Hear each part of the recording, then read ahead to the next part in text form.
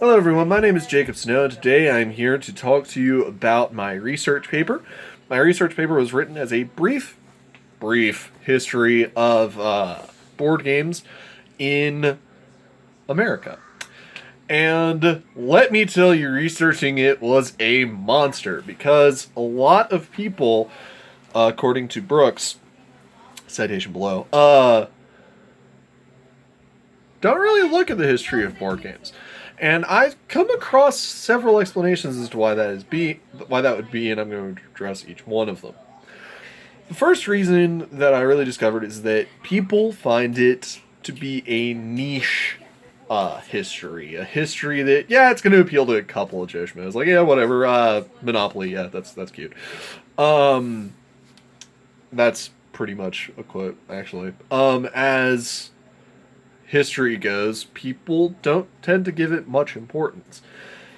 Because the conception in the mind of many Americans is that board games are Monopoly, Chutes and Ladders, Game of Life, checkers, chess, Parcheesi. You know, the gamut, the standard, what I would like to call grandma's coffee table mix. And up to the early 90s, you would be right. You'd be correct in that assumption. Board games were very niche at that point in time and very stale. However, since the early 90s, things have really begun seeing a shift in direction. In an interview with one of the foremost entrepreneurs in the board game industry, Van Overbay, I discussed with him how much board games have changed, and it kind of opened my eyes a little bit. As a board game designer, I travel these circles, and many games have left the template of board game completely, which is why the terminology has shifted from I create board games to I create tabletop games. And this is a very important distinction because board game carries with it the connotation of you go around the board, or you go from point A to point B, you roll dice, you move your thing, sometimes something affects the gameplay. That's all there is to it. Tabletop games have become a lot more complex than that. And both from an economic standpoint and from a just basically historical standpoint, they warrant a closer look. And another common argument that I found as to why board game history is just kind of meh is, but board games are so played out. They're so outdated. I mean, we've got video games, we've got mobile phone games, we've got PC games. We have a plethora of offerings on the table. What have board games been up to? For me, the biggest eye-opener that warranted we really need to look at board game history was the... One moment. There we go. Was the Kickstarter funding for a game called Frosthaven. Now, you probably haven't heard of this. If you have, awesome. Yeah, keep spreading the word. But Frosthaven launched at the start of May, which is the month we are currently in, during a quarantine and an economic downturn.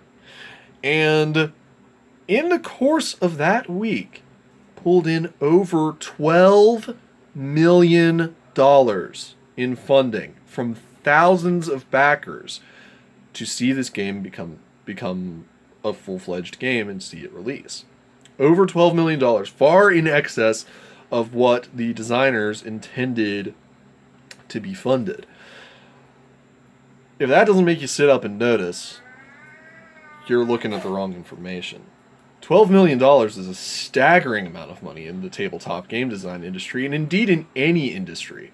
$12 million is just mind-boggling amounts of money. And that is what tabletop gaming means to some people, is that they were able to unite in the middle of one of the greatest crises of the 21st century. They were able to unite and produce funding for this game come what may. They were willing to cut costs in their normal budget. They were willing to sacrifice comforts, luxuries, all to see Frosthaven come to completion. It is one of the fastest funded, and it is the highest funded project in the history of Kickstarter in the board game genre. And in second place is another game that racked in $12 million, which was Kingdom Death Monsters 1.5. The defense of my thesis is that board games are not played out. Board games are not a thing of the past that you enjoyed around the coffee table at your grandma's house or your aunt's house or a friend's house. Board games as an industry are changing. They're growing. They're becoming new, amazing things. And they're tackling issues and questions that are just astonishing.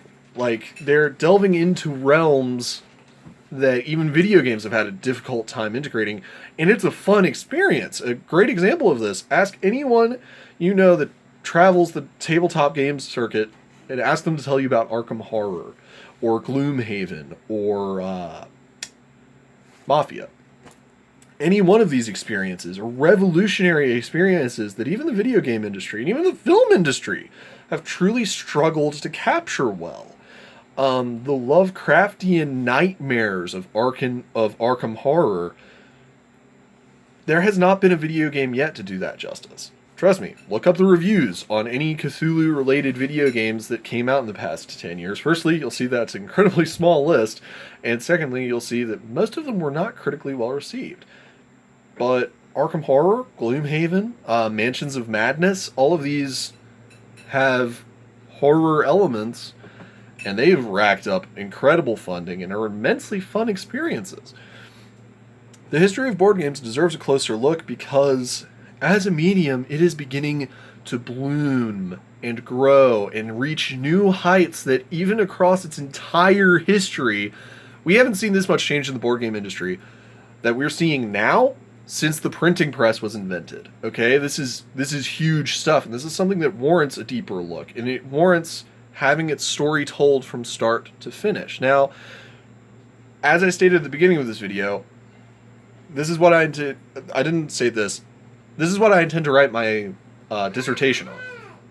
And it's going to be an uphill battle. It's going to have a lot of phone calls, a lot of interviews with individuals, because the sources aren't there. As Brooks highlights, I'm fairly certain the guy's last name is Brooks. I really hope his last name is Brooks.